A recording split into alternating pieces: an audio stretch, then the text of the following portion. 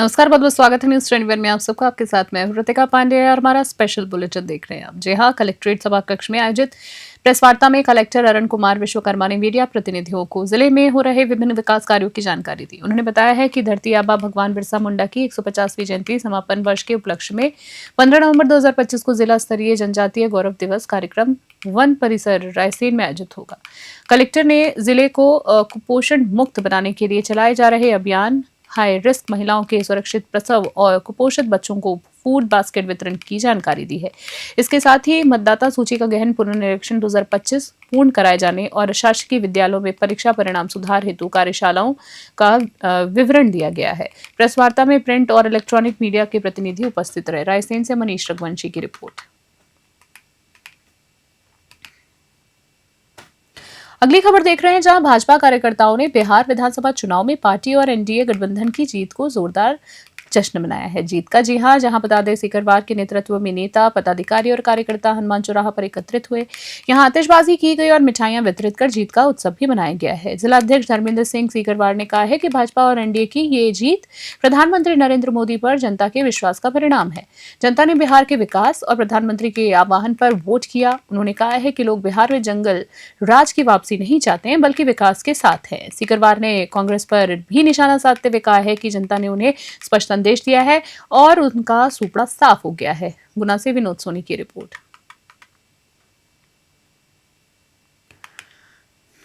मैं बिहार के मतदाताओं को और बिहार की जनता को, बिहार के कार्यकर्ताओं को बहुत बहुत बधाई देता हूं, ढेर सारी शुभकामना देता हूं, क्योंकि ये प्रचंड ऐतिहासिक जीत, राष्ट्रवादी सरकार, उन्होंने पुनः एनडीए पर विश्वास जताया है। यशस्वी प्रधानमंत्री नरेंद्र मोदी जी की गारंटी, क्योंकि एक एक व्यक्ति को, देश के एक एक नागरिक को नरेंद्र मोदी जी की गारंटी है, विकास की गारंटी है, विश्वास की गारंटी है। और निरंतर 11 साल के अंदर यशस्वी प्रधानमंत्री नरेंद्र मोदी जी ने जो कार्य किए हैं वो हम सबके सामने है, उसकी जीत है। और पुनः एनडीए सरकार में बहनों के विश्वास की जीत है, क्योंकि बहनों ने बढ़ चढ़कर हिस्सा लिया, बढ़ चढ़कर वोटिंग करी, मतदान किया। हमारे यशस्वी मुख्यमंत्री डॉक्टर मोहन यादव जी और हमारे प्रदेश का नेतृत्व और कई कार्यकर्ता, हजारों की संख्या में कार्यकर्ता मध्य प्रदेश से गए, उनको भी मैं बहुत बहुत बधाई देता हूं, ढेर सारी शुभकामनाएं देता हूं। और पुनः और अगली खबर देख रहे हैं, जहां बाल विवाह मुक्त भारत अभियान के तहत समर्पित संस्था ने बाल दिवस के अवसर पर सरगुजा में जागरूकता रथ यात्रा का आयोजन किया है। अंबिकापुर स्थित कलेक्ट्रेट परिसर में महिला और बाल विकास विभाग के जिला कार्यक्रम अधिकारी जेआर प्रधान ने रथ को हरी झंडी दिखाकर रवाना किया है। रथ स्कूल, पंचायतों, विवाह आयोजनों और धार्मिक स्थलों में जाकर आमजन को बाल विवाह के दुष्परिणाम और कानून की जानकारी दे रहा है। साथ ही बच्चों और समुदाय को बाल विवाह न करने की शपथ दिलाई जा रही है। अभियान का नेतृत्व पुरुषोत्तम पांडे ने किया है, जबकि जिला समन्वयक अनिल कुमार, संगीता खलखो, शशि तिर्की और विद्या सिंह ने रथ यात्रा को सफल बनाने में सक्रिय भूमिका निभाई है। समर्पित संस्था के अध्यक्ष डॉक्टर संदीप शर्मा ने कहा है कि संस्था पिछले कई वर्षों से बाल अधिकारों की रक्षा और बाल विवाह उन्मूलन के लिए निरंतर कार्य भी कर रही है। जशपुर से मनोज तिवारी की रिपोर्ट। जिला अस्पताल को लेकर लगातार अनियमितताएं सामने आ रही हैं। आपको बता दें, इमली खेड़ा थाना चोपड़ा निवासी समोती पत्नी अमन मोचम की जिला अस्पताल में मृत्यु हो गई। दुखद खबर है, आपको बता दें, जहां ये उनकी पहली डिलीवरी थी। साथ ही साथ आपको बता दें, जानकारी के अनुसार समोती ने 7 तारीख को बच्ची को जन्म दिया था। 11 तारीख को उन्हें छुट्टी दे दी गई। परिजनों का कहना है कि तेज दर्द और तकलीफ होने लगी। गंभीर स्थिति के बावजूद अस्पताल में उचित उपचार न मिलने के कारण देर रात उनकी मृत्यु हो गई है। परिवार ने आरोप लगाया है कि अस्पताल कर्मियों ने दस्तावेजों पर अंगूठा लगवाया और महिला चिकित्सक वंदना धाकड़ द्वारा साक्ष्य छुपाने की कोशिश की गई है। जी हां, स्वास्थ्य विभाग ने कहा है कि मामला संज्ञान में है और जांच की प्रक्रिया शुरू की जा रही है। बैतूल से कमलाकर तायवड़ी की रिपोर्ट।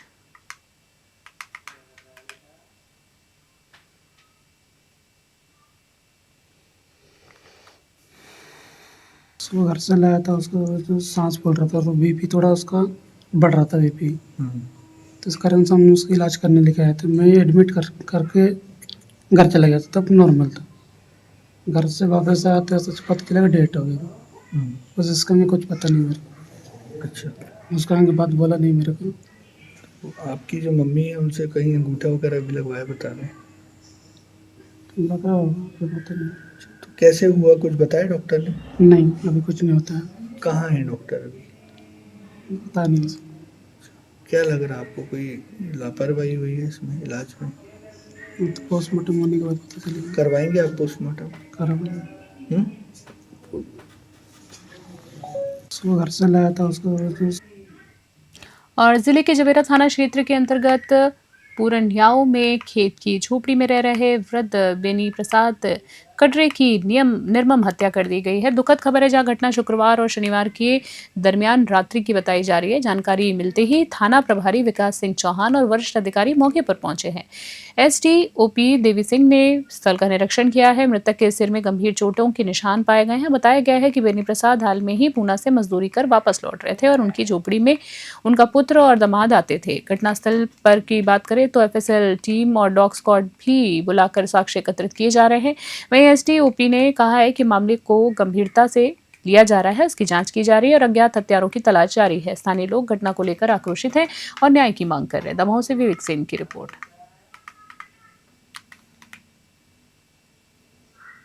आज थाना जवेरा क्षेत्र में चंदू उर्फ बेनी प्रसाद कड़ेरे निवासी पुरानियाऊ में उसकी किसी अज्ञात व्यक्ति के द्वारा अज्ञात हथियार से मारकर हत्या कर दी है। वो अपने खेत में जो है तकवारी करने के लिए बसा हुआ था और रात में उसकी किसी व्यक्ति के द्वारा हत्या कर दी गई है। उसमें 0 पर अज्ञात व्यक्ति के खिलाफ मर्ग और अपराध पंजीबद्ध करके विवेचना की जा रही है और 1 हफ्ते के अंदर आरोपी जो है पकड़ लिए जाएंगे। उसमें विवेचना जारी है। हम तो पंचायत में लिखत मांग रहे थे, आए थे, हमने पापा जी लिखत चाहिए थी, पंचायत में लगा रही थी तो पापा जी बोले तो वो बेटा रुक जाओ 2 दिन हम परवाह दे रहे हैं। तंजो मोटर में हम हाथ में नहीं बन रहा हो, जब बौनी मोनी मोटर में डरवा दो, डोरी मोरी तनवा दो, हम रुक पाए थे। कल शाम से आए, हम रोटी दे रहे पापा जी अच्छे वाले आते। बस सुबह 5 बजे हमारा मोटर चेक पर है, पापा जी चिल्ला रहे, पापा जी बोले नहीं हैं। टपरिया तो देख रहे हमने, पापा जी पड़े, हम सीधे घरे चले गए। क्या लगता है आपको इस घटना से? है? क्या नाम तुम्हारा? हीरालाल। कौन है तुम्हारे? ससुर बाबू। और अगली खबर देख रहे हैं जी। आपको बता दें, जिले के मडियादो थाना क्षेत्र में आज सुबह बड़ा हादसा टल गया है। 112 वाहन के पायलट ब्रजेश करौसिया ने सड़क किनारे खड़े 3 छात्रों को टक्कर मार दी है। आरोप है कि टक्कर के बाद पायलट ने छात्रों को उल्टा धमकाते हुए जेल भेजने की धमकी दे दी। देख सकते हैं विजुअल में, जहां घटना उस वक्त हुई जब तीनों छात्र सुबह कोचिंग पढ़कर मडियादो में एक दुकान के बाहर समोसा खा रहे थे।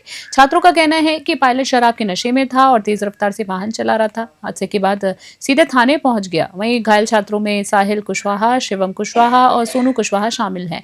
गनीमत रही कि सभी को मामूली चोटें आई हैं। वहीं मडियादो पुलिस ने पायलट के खिलाफ दुर्घटना की धाराओं में एफआईआर दर्ज किया है। छात्रों ने मामले की शिकायत 112 के नोडल अधिकारियों तक भी पहुंचाई है। दमोह से विवेक सेन की रिपोर्ट।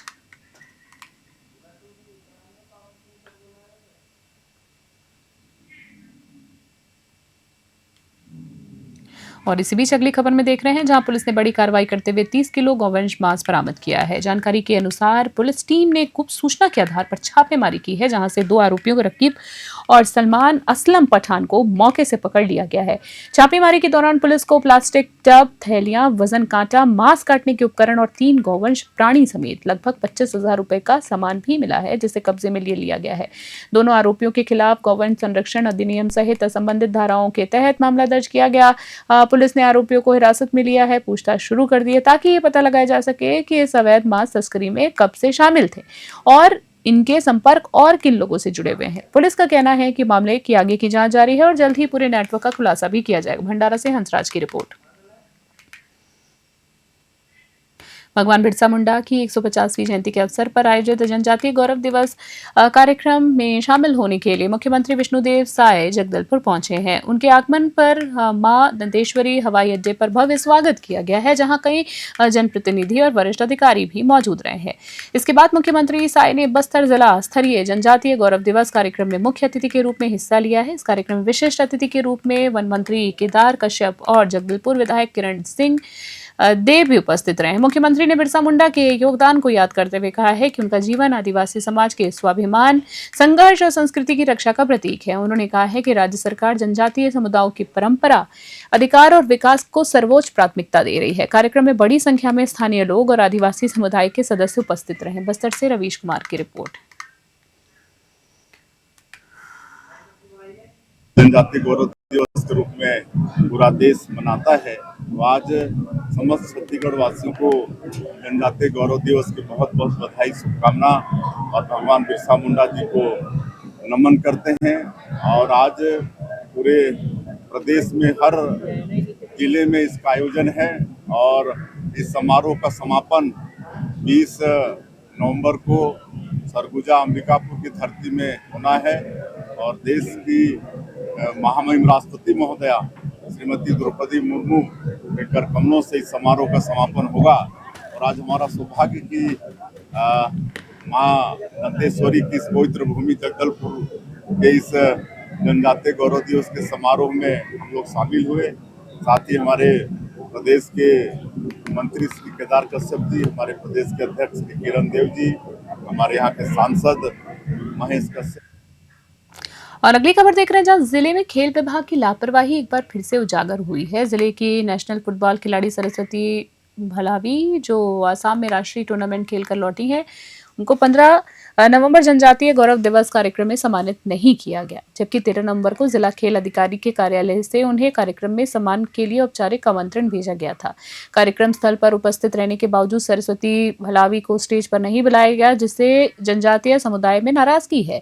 आरोप है कि खेल विभाग कराटे और हॉकी तक सीमित प्रतिभाओं को महत्व देता है, जबकि जिले में अनेक जनजातीय खिलाड़ी राष्ट्रीय स्तर पर प्रदर्शन कर रहे हैं। हाल में ही आयोजित सांसद खेल महोत्सव में भी खिलाड़ियों को नंगे पैर दौड़ना पड़ा था। मुख्य अतिथि के मामले की जानकारी देने पर उन्होंने प्रभारी बैतूल के एक छोटे से गांव टेमनी से हुई है और भेजी जाएगी। बैतूल से कम मैं फुटबॉल खेलती हूँ।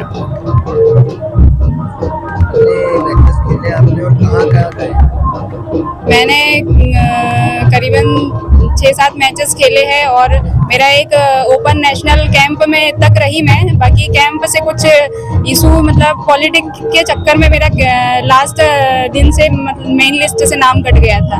हालांकि मैं पूरे कैंप भर मतलब 15 दिनों तक कैंप चला, तो मैं पूरे कैंप भर कैंप अटेंड किया मैंने और लास्ट दिन तक भी मेरा मेन लिस्ट में नाम था।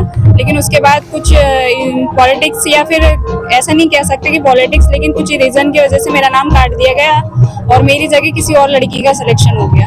इस मामले में आपने खेल अधिकारी से बात की? सभी से बात। क्या नाम है आपका? सर मेरा नाम कृष्णकांत उइके है और मैं बैतूल जिले के एक छोटे से गांव ग्राम टेमनी का रहने वाला हूं और वहां पे एक फुटबॉल कोच के रूप में काम कर रहा हूं और लगभग 80 बच्चे प्रतिदिन हमारे यहाँ पे फुटबॉल की ट्रेनिंग लेते हैं और हमारे क्लब को लगभग 5 साल हो गए हैं, जिसमें 5 सालों में हम लोगों ने 20 से ज़्यादा नेशनल खिलाड़ी और 80 से ज़्यादा स्टेट खिलाड़ी निकाले हैं।